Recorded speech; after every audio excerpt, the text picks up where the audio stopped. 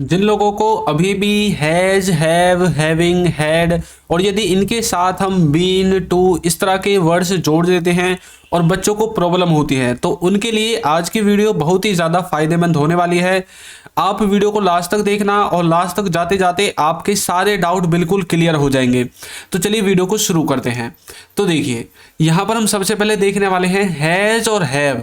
इन दोनों के साथ यदि बीन लगाया जाता है जैसे कि हैज़ बीन, हैव बीन, तो इसका क्या सेंस निकलता है और यदि हम इसे अपनी स्पोकन इंग्लिश में डेली भाषा में यूज करेंगे तो ये क्या सेंस देगा। देखिए आपने हैज़ हैव को पढ़ा है प्रेजेंट परफेक्ट टेंस में, वहां पर आपने इनके साथ वर्ब की थर्ड फॉर्म पढ़ी है और इसका जो सेंस है वहां पर कुछ ऐसा निकलता है कि कोई किसी काम को कर चुका है या फिर किसी ने कोई काम कर लिया है, ये वाला सेंस निकलता है। लेकिन वो होगा आपका एक्टिव वॉइस में। लेकिन जब हम इनके साथ हैज बीन और हैव बीन यानी कि हैज और हैव के साथ बीन लगाएंगे तब ये जो सेंस निकलेगा ये सेंस आपका होगा पैसिव वॉइस में। अब एक्टिव और पैसिव में क्या डिफरेंस होता है? एक्टिव में ये होता है कि सब्जेक्ट को दिखाया जाता है कि भाई जैसे चिंटू पढ़ लिया है, राम पढ़ लिया है, वह खेल लिया है, तो यहाँ पर जो काम को करने वाला होता है उसे दिखाया जाता है। लेकिन जो आपका पैसिव वॉइस होता है उसमें जो काम को करने वाला होता है उसको या तो दिखाया नहीं जाता या फिर जानबूझकर उसे छुपा दिया जाता है, या फिर कुछ सेंटेंसेस ऐसे होते हैं जिनमें वो पहले से ही अंडरस्टूड होता है भाई ये ही होगा इस काम को करने वाला, इसलिए उसमें उसे बताया नहीं गया। अब जैसे कि दूध बेचा जा रहा है, इसका मतलब क्या है कि दूध को कोई दूधिया ही तो बेच रहा होगा जो कि डेली आता है उस गली में, उस मोहल्ले में, उस बिल्डिंग में, उस अपार्टमेंट में जहां पर वो दूध बेचता है। तो इसी तरह से कुछ बातें ऐसी होती हैं जो पहले से अंडरस्टूड होती हैं, जिनमें हम खाली अपने सेंटेंस को देखते हैं यानी कि अपने ऑब्जेक्ट पर फोकस करते हैं, जो काम किया जा रहा है सब्जेक्ट पर फोकस नहीं करते। अब देखिए हैज बीन और हैव बीन, इनका मतलब है किया जा चुका है, कोई काम किया जा चुका है लेकिन सब्जेक्ट को नहीं दिखाया जाएगा, या फिर कोई काम हो गया है, इसमें भी सब्जेक्ट को नहीं दिखाया जाएगा या फिर छुपा दिया जाएगा। लेकिन कुछ बच्चे ऐसे होते हैं जिनको पैसिव वॉइस में सब्जेक्ट को दिखाना होता है तो वो क्या करते हैं अपने लास्ट में बाय लगाकर उस सब्जेक्ट का नाम लिख देते हैं जिसके बारे में वो बात कर रहे हैं। अब देखिए जैसे कि मैंने आपको बताया था पैसिव में है तो इसमें सबसे पहले ऑब्जेक्ट आता है, सब्जेक्ट नहीं आता। उसके बाद हैज और हैव, इन दोनों में से कोई एक आपको लेना पड़ेगा, डिपेंड करेगा आपका ऑब्जेक्ट क्या है। यदि थर्ड पर्सन सिंगुलर है आपका ऑब्जेक्ट यानी कि ही, सी, इट, इनमें से कोई एक है तो हैज लेना है, और किसी व्यक्ति का नाम है जैसे राहुल, चिंटू, देवेंद्र, कुछ भी हो सकता है नाम, तो यह कुछ नाम है तब भी आपको हैज ही लेना है। इसके अलावा कुछ भी हो आंख बंद करके हैव लगाना है, फिर उसके बाद बीन लगाना है, फिर वर्ब की थर्ड फॉर्म लगानी है। देखिए इंग्लिश को पढ़ाया गया है। अब मान लीजिए किसी स्कूल में हम बैठे हैं और कोई बच्चा पूछ रहा भाई किसका लेक्चर चल रहा है, तो आप बोल रहे अभी इंग्लिश को पढ़ाया गया है। अब ये तो अंडरस्टूड है इंग्लिश को पढ़ाएगा कौन?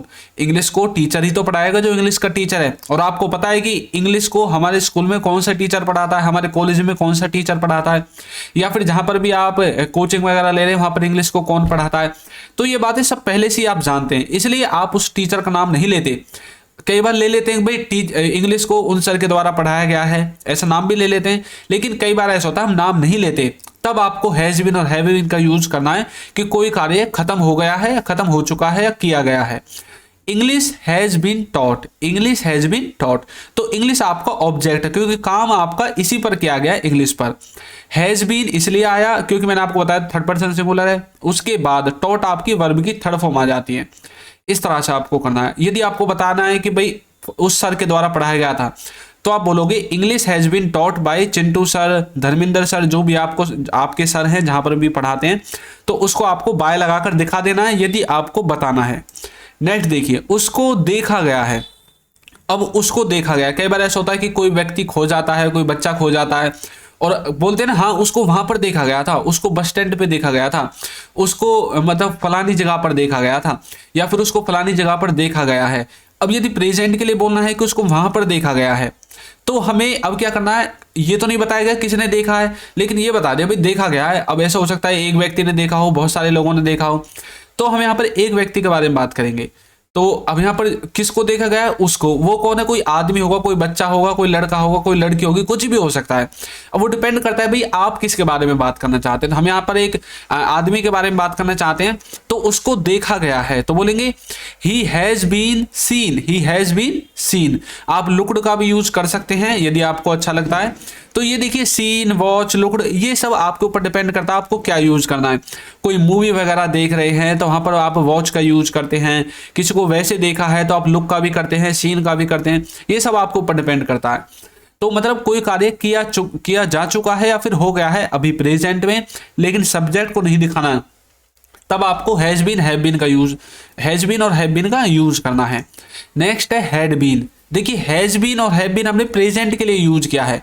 अब यदि बात आ जाए पास्ट के लिए, तो तब आपको क्या करना है? तब आपको कुछ नहीं करना, जिस तरह से आपने हैज और हैव का यूज किया था बीन के साथ, उसी तरह से आपको हैड का भी यूज कर देना है बीन के साथ। कोई काम किया जा चुका था या फिर कोई काम हो गया था, इस वाले सेंस में। अब देखिए इसका स्ट्रक्चर क्या है। इसमें सबसे पहले ऑब्जेक्ट आता है, फिर हैड बीन लिखना है, फिर वर्ब की थर्ड फॉर्म लिखनी है।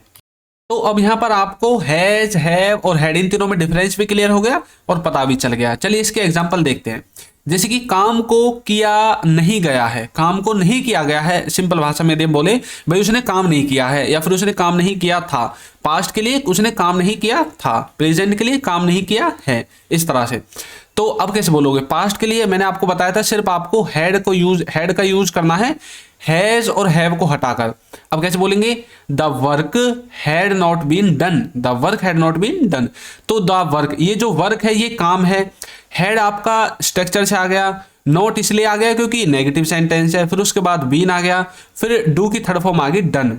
तो the work had not been done, काम को किया नहीं गया है।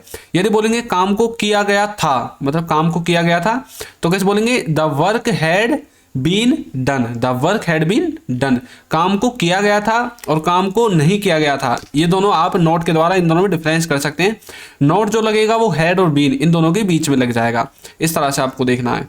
तो नेक्स्ट देखते हैं, मुझे घर भेजा गया था, मुझे घर भेजा गया था। तो बोलोगे I had been sent home, I had been sent home, मुझे घर भेजा गया था।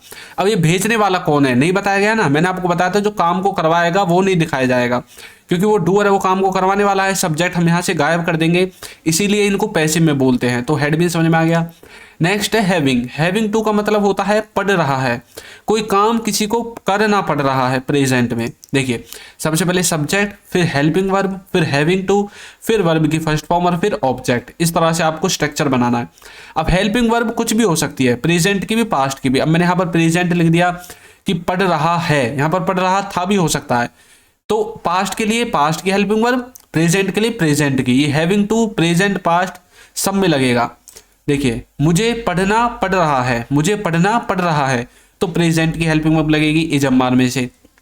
तो बोलेंगे I am having to study, I am having to study, उसे खेलना पड़ रहा है, उसे खेलना पड़ रहा है। तो बोलोगे he is having to play, he is having to play. तुमको नाचना पड़ रहा था, you were having to dance, you were having to dance. तो इसी तरह से आपको प्रेजेंट और पास्ट इन दोनों में इसका यूज कर देना है। प्रेजेंट के लिए इजम्मार हेल्पिंग वर्ब है, पास्ट के लिए वाजवर हेल्पिंग वर्ब है। इस तरह से आपको हैविंग टू को समझना है। नेक्स्ट देखिए, यदि अभी तक आपने हमारी बुक्स को परचेज नहीं किया है तो लिंक डिस्क्रिप्शन में आपको मिल जाएगा। और यदि आपने बुक को परचेज कर लिया हो और ऐप को डाउनलोड नहीं किया है तो ऐप तो बिल्कुल फ्री में है, लिंक डिस्क्रिप्शन में है। चाहे आप बुक को परचेज करें या ना करें, लेकिन ऐप का लिंक डिस्क्रिप्शन में मिल जाएगा, इसे जरूर आप डाउनलोड कर सकते हैं। बिल्कुल फ्री ऑफ कॉस्ट ऐप मिलेगा, सारी इंग्लिश आपको इसमें कवर मिलेगी। नेक्स्ट है, यदि हैज और हैव के साथ टू लगाते तो क्या सेंस निकलता है? इसका मतलब है कोई काम करना है, अभी प्रेजेंट में भी कोई काम करना है। जैसे आपका दोस्त आता है, वो आपसे बोलता है भाई चल रहे हैं, ऐसे बोलते हैं ना भाई चलो चल रहे हैं, तो आप बोलते नहीं नहीं मुझे काम करना है, पापा ने मुझे काम दिया था, मुझे काम करना है, जरूरी है वो काम करना, इसलिए तो आपने बोला मुझे काम करना है इसीलिए। तो मतलब जो कोई चीज़ ज़रूरी होती है, फोर्सफुली करनी हो या फिर किसी के प्यार से कहने से करनी हो, लेकिन वो ज़रूरी हो, तब आपको हैज हैव के साथ टू का यूज़ कर देना है। इसका स्ट्रक्चर बिल्कुल सिंपल है। सबसे पहले सब्जेक्ट लगाकर आपको हैज हैव के बाद टू लगा देना है, फिर वर्ब की फर्स्ट फॉर्म और फिर ऑब्जेक्ट लगा देना है। देखिए उसे देखना है, उसे देखना है। तो बोलोगे he has to watch, he has to watch, उसे देखना है। कोई मूवी वगैरह हो सकती है, कुछ भी हो सकता है, ये डिपेंड करता है आप क्या बोलना चाहते हैं। आप उसे के स्थान पर यहाँ पर इट का यूज भी कर सकते हैं, ही के स्थान पर इट का। यदि कोई मूवी वगैरह की बात है, किसी व्यक्ति वगैरह की बात है, तो इसलिए मैंने यहाँ पर ही लिख दिया है। यदि मूवी वगैरह है तो आप इट का यूज भी कर सकते हैं। उसे पढ़ना है तो बोलोगे he has to study, he has to study. Next है हमें खाना है तो बोलोगे we have to eat, we have to eat. अब देखिए कुछ बच्चे सोच रहे होंगे कि उसे पढ़ना है।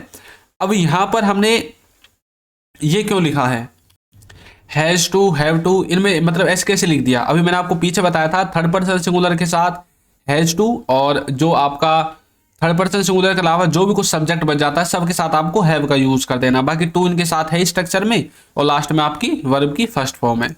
नेक्स्ट है हैड टू, इसका मतलब कोई काम करना पड़ा या फिर कोई काम करना पड़ता था। ये दोनों ही इसके सेंस हैं। देखिए सबसे पहले सब्जेक्ट, फिर हैड टू, फिर वर्ब की फर्स्ट फॉर्म, फिर ऑब्जेक्ट। मुझे जाना पड़ा, मुझे जाना पड़ा तो बोलोगे I had to go, I had to go. उसे खेलना पड़ता था, उसे खेलना पड़ता था तो बोलोगे ही हैड टू प्ले। अब देखिए आपको कैसे पता चलेगा कि भाई कहाँ पर करना पड़ा, कहाँ पर करना पड़ता था, ये कहाँ पर कैसे कैसे आएगा, हम कैसे समझेंगे? तो ये सब कुछ डिपेंड करेगा आपकी कन्वर्सेशन पर। जब आप कन्वर्सेशन करोगे तो आपको अपना आप पता चल जाएगा कि आप पास्ट के बारे में कर रहे हैं और कौन से सेंस के बारे में कर रहे हैं, करना पड़ा या फिर करना पड़ता था। क्योंकि आप जब किसी से कोई क्वेश्चन पूछते हैं तो वो डिपेंड करता है कि मतलब आप जो क्वेश्चन पूछ रहे हैं और वो जो सामने वाला आंसर देगा, वो सामने वाला आंसर डिपेंड करता है कि आप उससे किस सेंस में पूछ रहे हैं, प्रेजेंट के लिए, पास्ट के लिए, वो उसी हिसाब से आपको जवाब देगा। तो इसी तरह से ये सब कुछ जो कन्फ्यूजन है आपको ये तभी दूर हो जाएगा जब आप कन्वर्सेशन करोगे। समझ में आ गया? अब हम सिंपल देखते हैं हैड का मतलब क्या है। हैड का मतलब है चुका था, गया था, ली थी, दी थी। इस तरह के वर्ड्स आपको अपने सेंटेंस के लास्ट में मिलेंगे। सबसे पहले सब्जेक्ट, फिर हैड, फिर वर्ब की थर्ड फॉर्म और फिर ऑब्जेक्ट। वह आ चुका था तो बोलोगे ही हैड कम। मैं जा चुका था तो बोलोगे आई हैड गॉन। उसने खा लिया था, कोई लड़की वगैरह जिसने खाना खा लिया था तो बोलोगे सी हैड ईटन। तो इसी तरह से आपको उनका यूज करना है। समझ में आ गया? एक और देखते हैं हैज और हैव। यदि सिंपल आ जाए तो आपको पता है प्रेजेंट के परफेक्ट में यूज होंगे। सबसे पहले सब्जेक्ट, फिर हैज हैव में से कोई एक, फिर वर्ब की थर्ड फॉर्म, फिर ऑब्जेक्ट। चुका है, लिया है, ली है, दी है, दिया है। इस तरह के वर्ड्स आपको अपने सेंटेंस के लास्ट में मिलेंगे हिंदी में। वह गया है तो बोलोगे ही हैज गॉन। उसने एक किताब खरीदी है तो बोलोगे he has bot a book, he has bot a book. उसने पैसे दे दिए हैं तो बोलोगे he has given money, he has given money. भाई किसी ने उधार लिए होंगे और वो बोल रहा है कि उसने पैसे दिए हैं, नहीं दिए, तो आप बोलोगे हाँ हाँ उसने पैसे दे दिए हैं, ही हैज गिवन मनी। तो इसी तरह से आपको हैज हैव का यूज और हैविंग का यूज और हैड का यूज अलग अलग सिचुएशन में अलग अलग तरह से कर देना है। तो दोस्तों आपको वीडियो कैसी लगी है जरूर बताइएगा, और ऐप का लिंक आपको नीचे डिस्क्रिप्शन बॉक्स में मिल जाएगा, वहां से जाकर आप इसे डाउनलोड कर सकते हैं। तो यदि आप चैनल पर नए हैं तो चैनल को सब्सक्राइब कर दीजिए, वीडियो को लाइक कर दीजिए और एक अच्छा सा कमेंट करना बिल्कुल ना भूलें। Thank you.